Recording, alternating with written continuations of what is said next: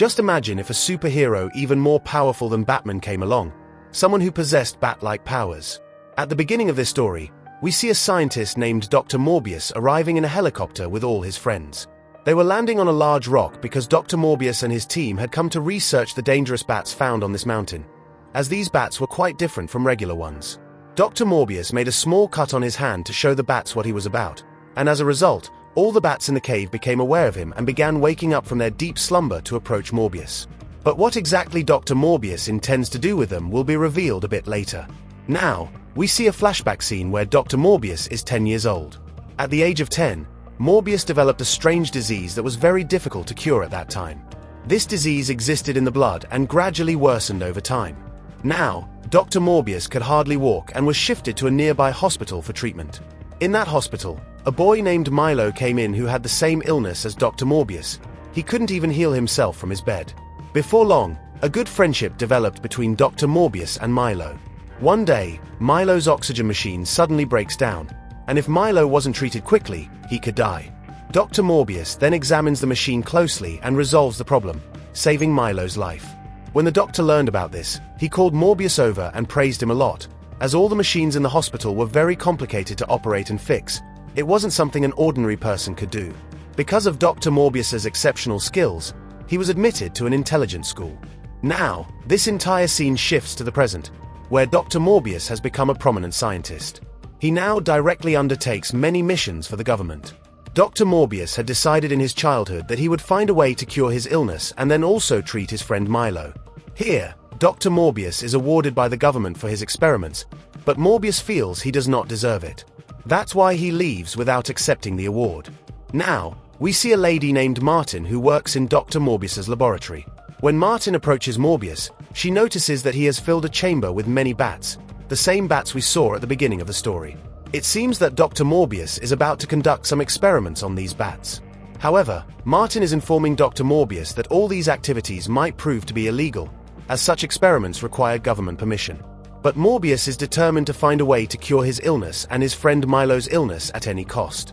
Dr. Morbius tells Martin that there is a type of saliva found in bats that can absorb any type of blood, even if it contains cancer cells. This is why Dr. Morbius wants to combine his DNA with that bat's saliva to create a serum. With this serum, he hopes to possibly cure his friend's illness. After many hours of continuous processing, the serum is finally ready. Dr. Morbius first tests it on a rat's body, but unfortunately, after a while, the rat dies, indicating that Dr. Morbius still has more work to do on this medicine. Following this experiment, Dr. Morbius goes to see a patient who needs care. At that moment, Martin notices that the rat that had died is now alive again. When Dr. Morbius learns about this, he becomes very happy because his serum is indeed working. Dr. Morbius directly goes to his childhood friend Milo to share the good news. He tells Milo that he will cure his illness in no time.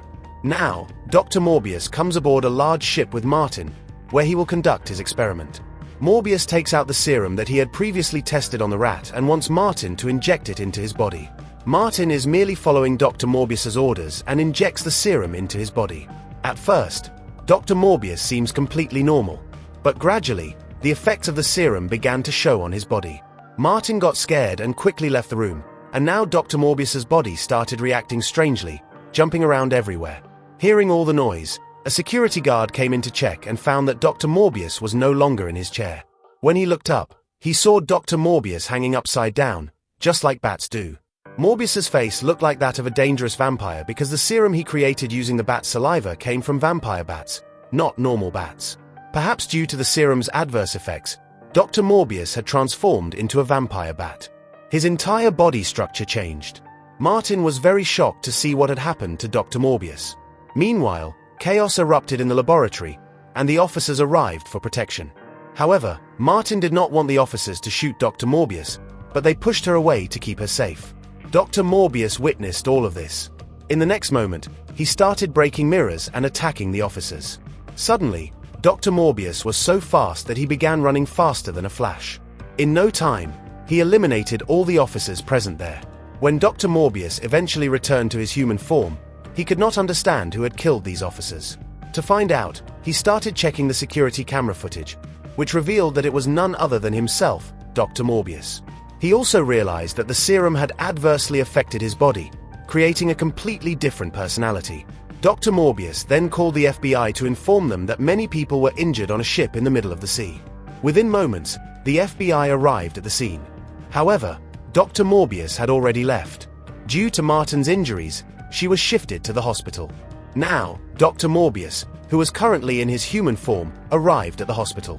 Suddenly, his body began to change again, as if he was converting into his dangerous vampire form. Morbius went straight to the blood donation camp and started drinking many packets of blood stored there, revealing that Morbius needed to consume blood to remain in his human form.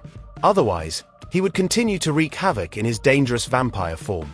Morbius analyzed his unique powers and discovered that after drinking blood, he could remain in human form for only a few hours. However, these unique powers had completely changed Morbius's body. Where he once had trouble moving, he could now run much faster. Along with this, his eyesight had improved, his hearing had sharpened, and his sense of smell had intensified. Morbius continued to research all these powers. One day, Dr. Morbius was present in his lab when he entered the container where the vampire bats were kept. Interestingly, none of the bats harmed him, perhaps because Morbius had now become part of their species. Milo came to the laboratory to meet Morbius. When Milo saw Morbius's condition, he was completely shocked because Morbius was standing and could move freely. Milo realized that Morbius's experiment had been successful and that he had tested it on himself. Milo began asking Morbius to give him the serum so that he could also be cured.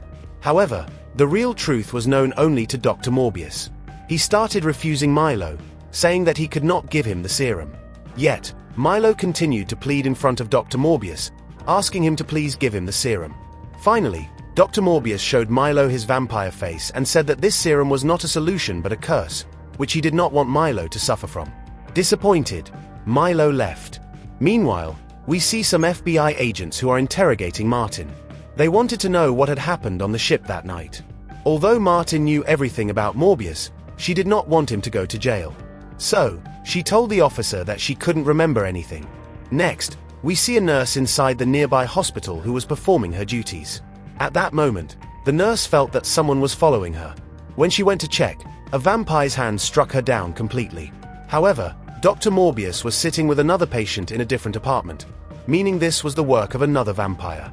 While sitting there, Morbius suddenly sensed something and went outside to check. He found the same nurse lying dead. All the doctors and nurses had gathered to examine the case. Dr. Morbius had sensed something wrong beforehand, which is why he started leaving with many bottles of blood. But at the entrance gate, many FBI officers had arrived, wanting to question Morbius. In fact, those FBI officers suspected Morbius because they knew he was the one who called them that night. Now, the officers noticed that Morbius, who used to walk with a limp, had completely changed his gait. After seeing the last moments of the nurse inside the hospital, they understood that Morbius was behind this. Before the officers could catch Morbius, he transformed into a vampire and started fleeing. Morbius reached the top of a building, but the invisible web began pulling him down, causing the police officers to take Morbius into custody. Morbius remained in jail for several days, during which Milo came to see him. Milo promised Morbius that he would close the case as soon as possible and get him out. Here, Milo, who needed 2 sticks to walk, left his stick behind and walked out freely. Meanwhile, Milo was constantly drinking something. Seeing all this, Morbius immediately grew suspicious. In fact, despite Morbius's refusal, Milo had injected the serum into his body, which had converted him into a vampire as well. The thing Milo was drinking repeatedly was nothing but blood, which helped him remain in human form. Dr. Morbius also realized that Milo was the one who had killed the nurse in the hospital. Angered, Morbius transformed into his vampire form and easily broke out of jail. Morbius used his enhanced hearing to locate Milo and, with flash-like speed, quickly reached him. He was furious with Milo because, despite Morbius's warnings, Milo had injected the serum into his body, and now he was killing innocent people. Milo told Morbius that if they teamed up, no one would be able to defeat them, and they would rule the world together. However, Dr. Morbius refused to accept Milo's proposal because he could not take the lives of innocent people like Milo. Amidst their conversation, a fierce battle erupted between them. Not just any fight, but a vampire fight. Both had incredible speed, allowing them to deliver powerful blows to each other. In the heat of battle, they ended up at a metro station. Although Dr. Morbius was also a vampire, he did not want to harm anyone, whereas Milo was completely out of control, leaving no one standing in his path. Due to the massive destruction, police officers arrived at the scene. Initially, it seemed that Milo was surrendering with his hands up, but then he used his speed to kill all the police officers. Morbius was in a dire situation as well. After a while, when a metro was passing by, Morbius sensed a lot of energy waves around him, so he used that metro to escape. A few hours later, when the FBI officers arrived to investigate, they began to suspect that Dr. Morbius was responsible for the deaths of the officers. They had no idea that all these actions were carried out by Milo. Meanwhile, we learned that Martin had been discharged from the hospital. He saw in the newspaper that Dr. Morbius had been declared a fugitive, and to his shock, Morbius was sitting in the back seat of a bus. Morbius explained to Martin that Milo had become a vampire and that he was the one responsible for all the innocent bloodshed, not Morbius. Martin had trusted Morbius from the beginning, so she was ready to help him. Together, they began setting up a laboratory far from the city. Morbius knew what he had to do now. He would create an antidote to convert Milo back into a normal human, because as long as Milo retained vampire powers, he would continue to kill innocent people. Meanwhile, we see Milo roaming the city, blindly killing everyone in his path. When the FBI agents reviewed the CCTV footage, they realized that the murders were not committed by Dr. Morbius but by someone else. Upon seeing the footage, the doctors who had treated Morbius and Milo understood that it must be Milo. The next day, the doctor went to talk to Milo, trying to explain that he was on the wrong path. However, Milo grabbed the doctor and killed him. The doctor managed to call Morbius to inform him that Milo had gone out of control and had even injured him. Morbius rushed to see the doctor, but by then, the doctor had already died. Using his senses, Morbius realized that Milo had taken his girlfriend Martin hostage.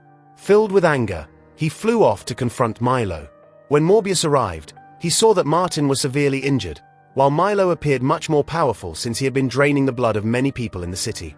Morbius, on the other hand, had been surviving on artificial blood, making him significantly weaker than Milo. However, Martin began to regain consciousness and kissed Milo. As a result of biting her lips, a bit of Martin's blood flowed into Morbius's mouth, significantly boosting his powers. Now, Dr. Morbius was ready to confront Milo, and an intense battle began between them. This was a fight that had been left unfinished last time, but this time, Dr. Morbius was fully prepared.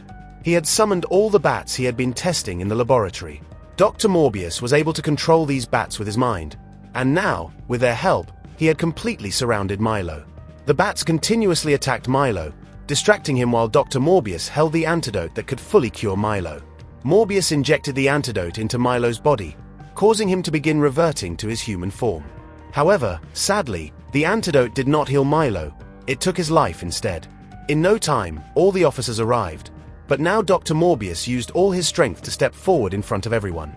All the citizens witnessed Morbius's unique powers, and it seemed that he would keep his extraordinary abilities for the good of the people. In other words, the city had gained a new superhero. A short while later, we see Martin opening her eyes. However, her eyes no longer look human, they resemble those of a vampire. This means that Martin had also become a vampire like Morbius. And that's how our story comes to an end.